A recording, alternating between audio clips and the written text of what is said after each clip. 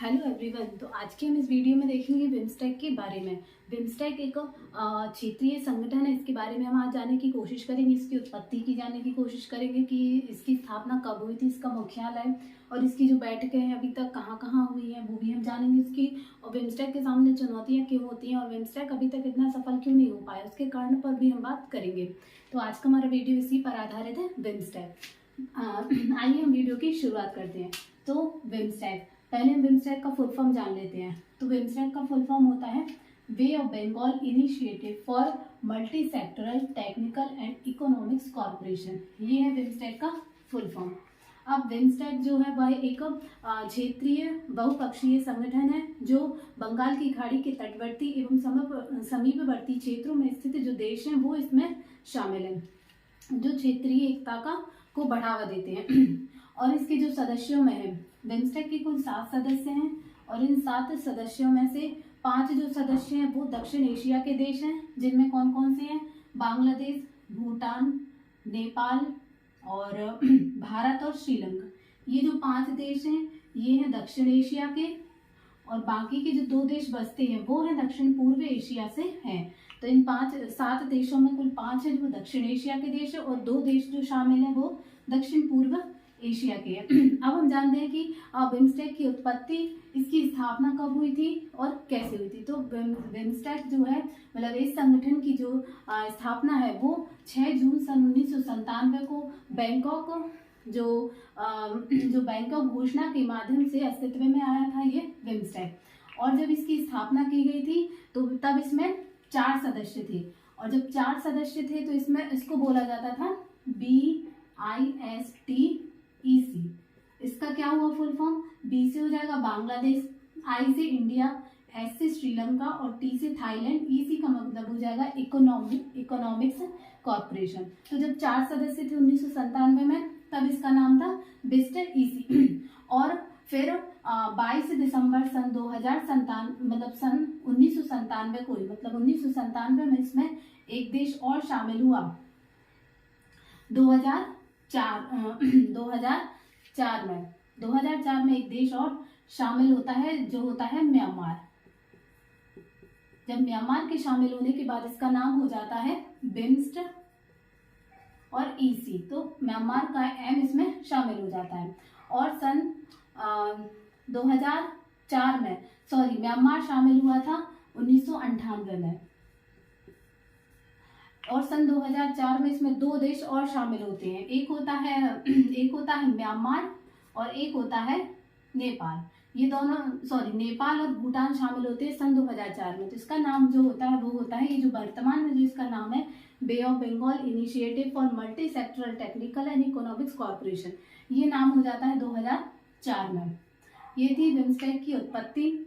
अब हम जानते हैं कि बिम्स्टेक का जो उद्देश्य है, ये जो संगठन है इसका क्या उद्देश्य है। इसका उद्देश्य है कि जो क्षेत्रों में मतलब जिसके सदस्य देश है उनमें तीव्र आर्थिक विकास की वातावरण को तैयार करना। दूसरा है कि जो सदस्य देश इसमें सहयोग समानता की भावना को विकसित करना। ये जो संगठन है, ये जो बिम्स्टेक जो संगठन है, ये अपने 14 प्राथमिक क्षेत्रों की पहचान करता है और उन पर काम करता है कि उन जो क्षेत्र उन्होंने चूज किए हैं या जो चुने हैं उन पर सभी देश मिलकर काम करें और उसको बढ़ावा देने का प्रयास करें। अब हम जानते हैं कि बिम्स्टेक का जो मुख्यालय है वो कहाँ है। बिम्स्टेक का मुख्यालय ढाका में है। ढाका कहाँ है, ढाका बांग्लादेश में।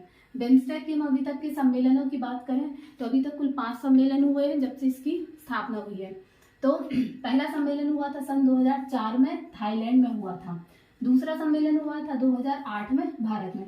अभी तक भारत में सिर्फ एक ही सम्मेलन हुआ है बिम्स्टेक का, वो भी 2008 में नई दिल्ली में।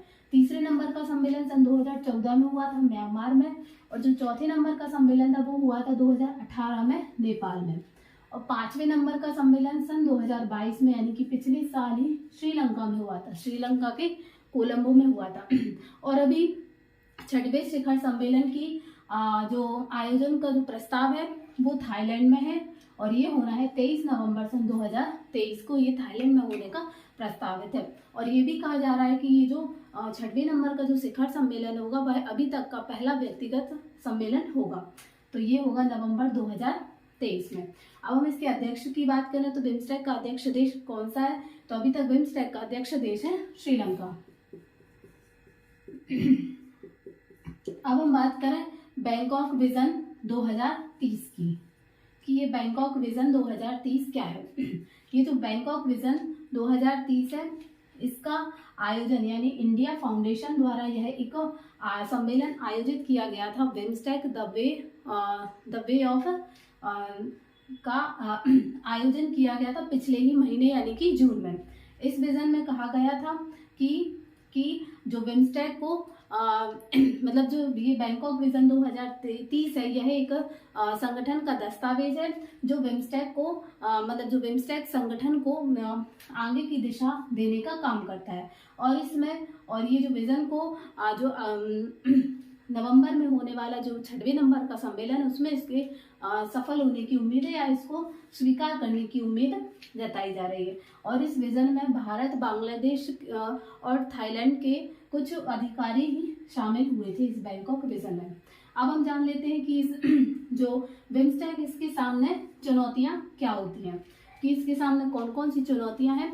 बिम्स्टेक इतना मतलब सफल होते हुए भी मतलब अभी तक इतना सफल नहीं हो पाया। इसके क्या कारण है कि ये अभी तक इसके सामने अभी भी कई चुनौतियां सामने, जैसे कि पहले नंबर पर आती है कि जो जब बिम्स्टेक की स्थापना की गई थी तब ये कहा गया था कि हर 2 साल में इसका शिखर सम्मेलन का आयोजन किया जाएगा, लेकिन अभी तक 25 साल में कुल 5 ही सम्मेलन आयोजित किए गए हैं। तो एक ये भी कमी सामने आती है कि इसके जो सम्मेलन है या इसकी जो बैठकें हैं वो समय पर नहीं होती हैं।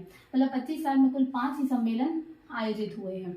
और दूसरे नंबर की आती है कि जो सदस्य देश हैं, मतलब जो बिम्स्टेक के जो सदस्य देश हैं, उनका रुझान बिम्स्टेक के प्रति कम होता है। जैसे कि भारत इसका प्रयोग तभी करता है जब वो सार्क में असफल रहता है, तभी भारत इसका उपयोग करते हैं। और जो म्यांमार और जो थाईलैंड जैसे देश हैं, उनका भी वो भी जो आसियान जैसी संगठन उनके प्रति ज़्यादा आकर्षित होती है।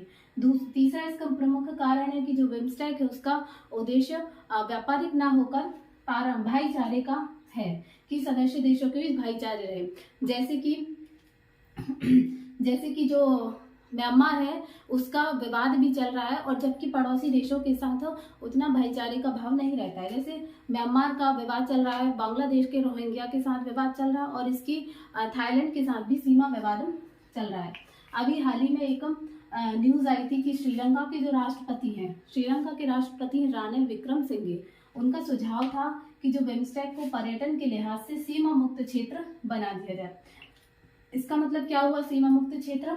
उनका सुझाव था कि जो बिम्स्टेक के जो शामिल 7 सदस्य देश हैं वो आपसी में मतलब सीमा मुक्त देश हो जाए, मतलब वीज़ा मुक्त क्षेत्र हो जाए, कि उस मतलब जो 7 सदस्यों के जो 7 देश है उसके लोग जो हैं वह इन 7 देशों में बिना वीज़ा के ट्रैवल कर सके, यात्रा कर सके।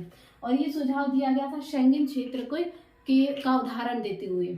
शेंगेन जो क्षेत्र है, आप लोगों ने सुना होगा कि शेंगेन क्षेत्र 27 यूरोपियन देशों का एक समूह है जिन देशों का आपस में वीज़ा मुक्त यात्रा कर सकते हैं, यानी बिना वीज़ा के वो इन देशों में यात्रा कर सकते हैं उसी देश के सदस्य। तो उसी के आधार पर जो श्रीलंका के राष्ट्रपति उन्होंने ये सुझाव दिया था। इससे पर्यटन को बढ़ावा मिलेगा उन देशों में, और इनकी इकोनॉमी में भी हमें सुधार देखने को मिल सकता है। ये था बिम्स्टेक। Thank you.